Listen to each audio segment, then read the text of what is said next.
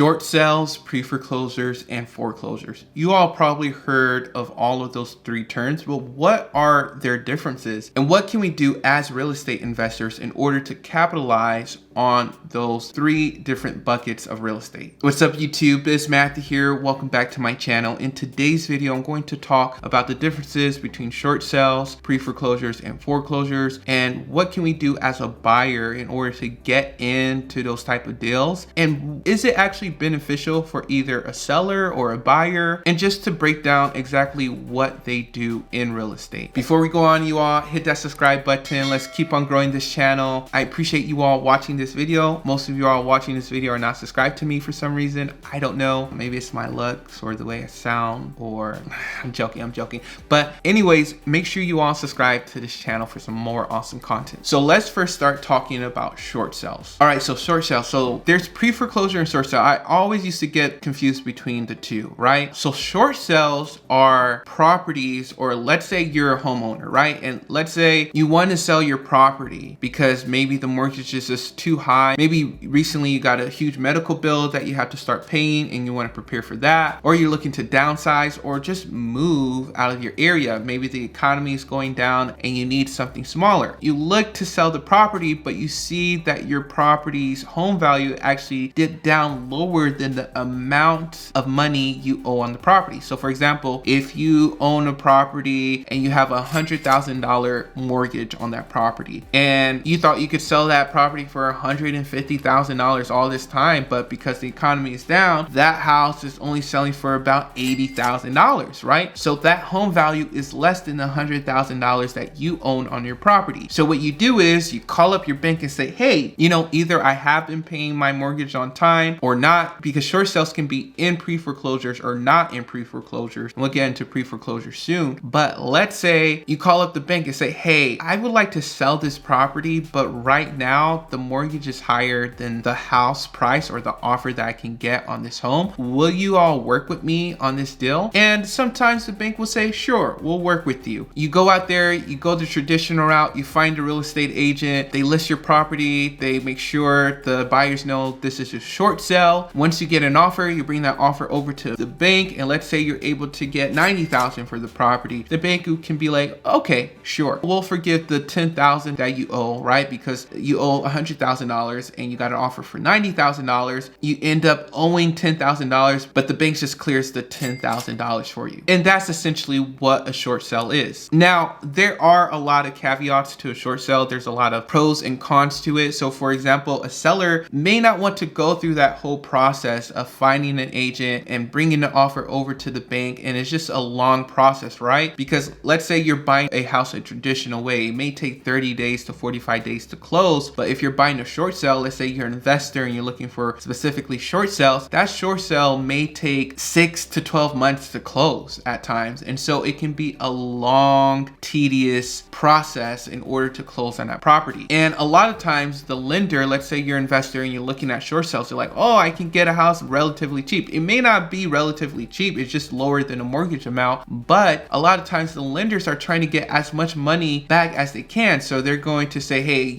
we're selling this property as is, we're not doing any repairs to this property. You have to pay all notary fees, all seller fees, all closing costs, everything, right? And of course you can negotiate that with the bank, but it's just a longer process because the bank wants to make sure they can get and recoup as much money as they can. So as an investor, you can go route and you can still get deals that way. The thing with today's market in 2022 is that there's less short sales than ever, because let's say you do get a mortgage and it's a relatively high mortgage, you can kind of bank on the possibility that your home value will increase 15% or 20% within a year, which is crazy. And even though you had a high mortgage and you can't afford the mortgage anymore, you can at least sell that property later down the road or that same year for a higher price and even get some money back, even though you understood that you couldn't afford that mortgage. So the thing with short sales is that it can be in pre-foreclosures or not. So let's start talking about pre-foreclosures. So pre-foreclosures are when you owe the bank, you haven't been paying your mortgage for over 90 days, right? And so you're in pre-foreclosures. that's when the bank starts sending you letters and they're going to start foreclosing on your property down the road. So it's more of a warning, right? So this is the time when a seller really has to go to the bank and be like, hey, what can I do to work this out? Can you all make an adjustment to my payments for the next year, the next 12 months, and I could catch up then, or whatever you can do so you can get out of that foreclosure if you're the seller. Now, for buyers, for investors, you know, we always talk about going after pre-foreclosures because people are very motivated to sell a lot of times because they don't want to be foreclosed on, right? They don't want a foreclosure to show up on their credit history, right? That's essentially worse than a pre-foreclosure or even a short sale, right? And so as an investor, we can target people in pre-foreclosures because they're more motivated to sell their property before they hit foreclosure. And the thing with pre-foreclosure is that the bank is willing to work with you, right? The bank is interested in either helping you out, giving you some time to pay back them, and because they don't want to go through the expensive process of foreclosing your property either, right? Trust me. And by the way, you all, this information, an article I read on realtor.com really helped this video, so I'll put the links down below if you all are interested. So the third thing I'm going to talk about is foreclosure. So foreclosure is when the bank, the lender, takes hold of the property and the seller no longer owns the home. So in short sales and pre-foreclosure, the seller still owns the home, but now that the property's foreclosed, the bank owns the property and the seller is sort of out of the picture, right? And so the bank is trying to sell this property as quickly as possible because they don't want a property on their hand. And so it's usually at a discount, right? And they sell it as is. And usually they're looking for cash for the property. That's an offer that they're more willing to accept during an auction time for foreclosed properties. And so that's when investors like ourselves can go in with a cash deal, with a hard money loan, and scoop up these properties at a discount. But there are some risks associated with foreclosed properties because you assume all the liens and maybe judgments on that property, right? So if there's owed property taxes, maybe a water bill or HVAC system, whatever type of lien is on the property, you assume all those liens when you take hold of the property. So you have that risk. So you have to make sure you do any type of research that you can do on the property. The other thing is that usually you can't go inside and view the property. And a lot of times the tenants are still in the property or people are in the property. So you have to deal with kind of kicking people out, say, hey, the bank foreclosed on your home. I own this home now. You got to get out type of thing. And so there's a lot of moving parts with foreclosures. So a lot of sellers, you know, hopefully they can either do a short sale or get out of pre-foreclosure so they won't have to get into foreclosed properties. And actually most houses are not foreclosed. They either stay in those other two buckets before hitting foreclosures because it is a long and tedious process and it's super expensive even for the bank to foreclose on a property. Another thing I want to talk about is with the sellers, when you are foreclosed on a property, that negatively impact your credit score and your credit report. And a lot of times sellers won't be able to buy a house until 5 years down the road, right? With pre-foreclosed property or a short sale, that's not the case. It doesn't as negatively impact your credit report as a foreclosed property. So let me know down below which properties are you going to target in your real estate company, in your real estate investing journey. Let me know what you all think of this video. I would love to know down below in the comments. All right, you all, hope you all enjoyed this video. Be sure to like, subscribe, comment down below, and I'll talk to you all later.